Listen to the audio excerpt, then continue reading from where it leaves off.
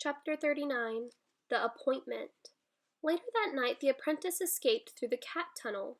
Bert, who still had all the instincts of a cat, liked to go wandering at night, and Aunt Zelda would leave the door on the one-way charm lock.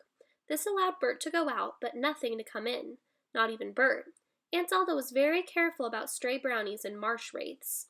So when everyone except the apprentice had fallen asleep, and Bert had decided to go out for the night, the apprentice thought that he would follow her. It was a tight squeeze, but the apprentice, who was as thin as a snake and twice as wiggly, wormed his way through the narrow space. As he did so, the dark magic which clung to his robes disenchanted the cat tunnel. Soon his flustered face emerged from the tunnel into the chill night air. Bert met him with a sharp peck on the nose, but the apprentice was not deterred. He was much more scared of getting stuck in the cat tunnel with his feet still inside the house and his head on the outside than he was of Bert. He had a feeling that no one would be in much of a hurry to pull him out if he did get stuck, so he ignored the angry duck and with a huge effort wiggled free. The apprentice made straight for the landing stage, closely pursued by Bert, who tried to grab his collar again, but this time the apprentice was ready for her. Angrily he swatted her away, sending her crashing to the ground and badly bruising a wing. The Magog was lying full length in the canoe, sleeping while it digested all 56 shield bugs. The apprentice warily stepped over it. To his relief, the creature did not stir. Digestion was something a Magog took very seriously. The smell of Magog slime caught in the back of the apprentice's throat, but he picked up the slime-covered paddle and was soon away down the motte, heading out toward the maze of winding channels that crisscrossed the Marram marshes and would take him to Deppen Ditch. As he left the cottage behind and traveled into the wide moonlit expanse of the marshes, the apprentice began to feel a little uneasy. With the Magog sleeping, the apprentice felt horribly unprotected, and he remembered all the terrifying stories he had heard about the marshes at night. He paddled the canoe as quietly as he was able to, afraid of disturbing something that may not want to be disturbed, or even worse, something that might be waiting to be disturbed. All around him he could hear the nighttime noises of the marsh.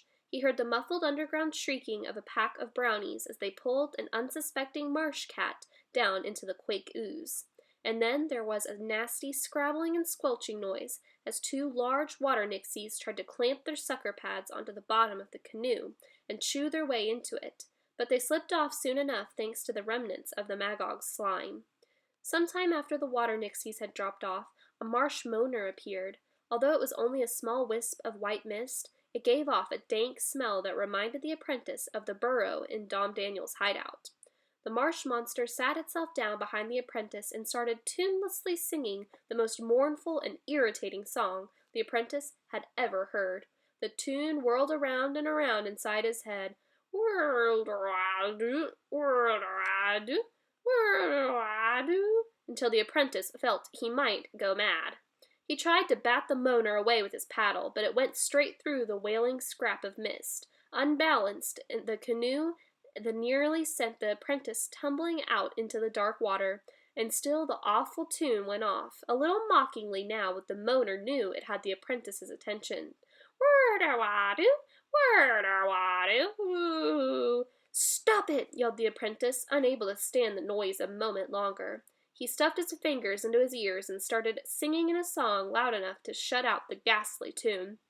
I'm not listening, I'm not listening, I'm not listening, the apprentice chanted at the top of his lungs, while the triumphant moaner swirled around the canoe, pleased with its night's work. It usually took the marsh moaner much longer to reduce a young one to a gibbering wreck, but tonight it had struck lucky. Mission accomplished, the marsh moaner flattened out into a thin sheet of mist and wafted off to spend the rest of the night contentedly hanging above its favorite bog.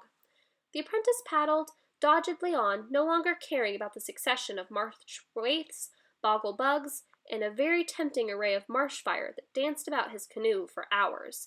By then the apprentice did not mind what anything did, as long as it didn't sing. As the sun rose over the far reaches of the Marram marshes, the apprentice realized he had become hopelessly lost. He was in the middle of a featureless expanse of marshland that all looked the same to him. He paddled warily onward, not knowing what else to do, and it was midday before he reached a wide, straight stretch of water that looked as though it actually went somewhere, rather than petering out onto yet another soggy morass. Exhausted, the apprentice turned into what was the upper reaches of the Deppen ditch and slowly headed toward the river.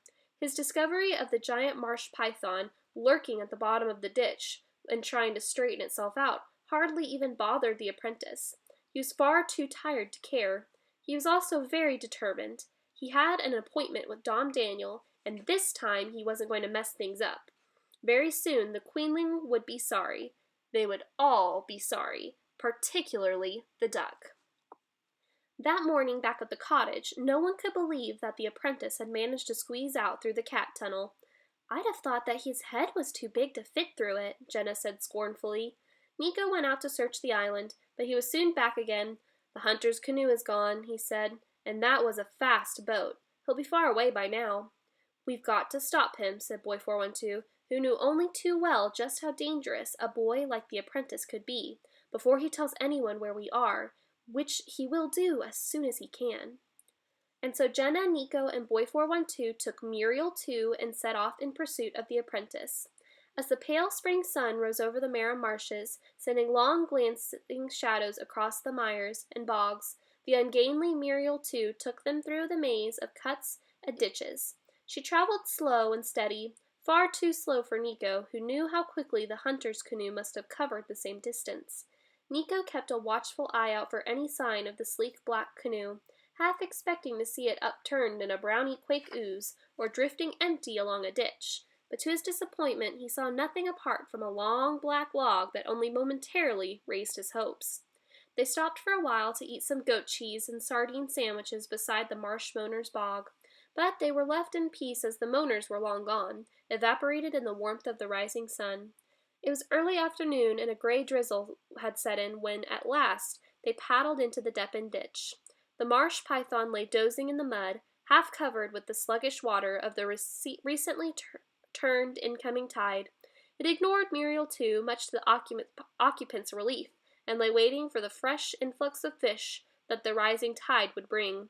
The tide was very low, and the canoe sat well below the steep banks that rose up on either side of them, so it was not until they rounded the very last bend of Deppen ditch that Jenna and Nico and Boy 412 saw what was waiting for them.